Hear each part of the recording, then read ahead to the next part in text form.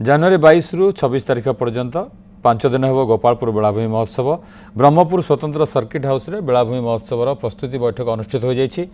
वाणिज्य परिवहन मंत्री विभूतिभूषण जेनाଙ୍କ अध्यक्षतार अनुष्ठित प्रस्तुति बैठक में गंजाम जिलापाल वी कीर्तिभासन उपस्थित थे। जिलार समस्त शक्तिपीठर मशाल शोभायात्रा बाहरी बेलाभूमि में पहुंचब। पदयात्रा माराथन सह विभिन्न क्रीड़ा और पल्लीश्री मेला खाद्य उत्सव अनुष्ठित होगा नहीं सूचना देते जिलापाल।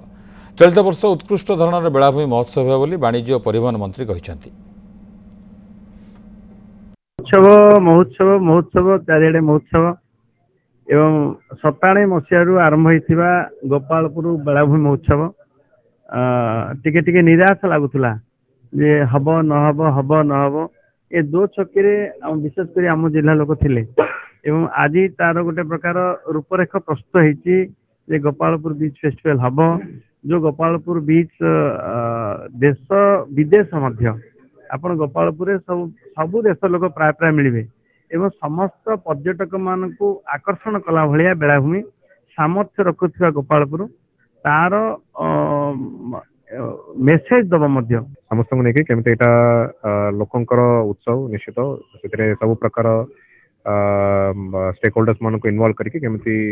बड़ ढांचा करबा ताको नेकरे हमें आज सेटा कमिटी गठन होची विभिन्न कमिटी जमती स्टेज कमिटी हला रिसेप्शन कमिटी हेबो ऑर्गेनाइजिंग कमिटी हेबो सब कमिटी फॉर्मेशन करबा पई माननीय मंत्री निर्देश दैछंती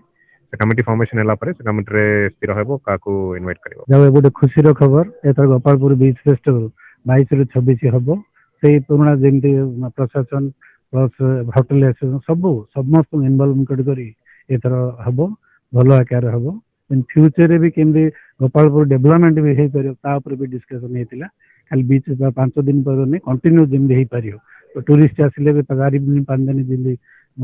एंजॉय करि परियो सेटा भी डिस्कशन हेतिला।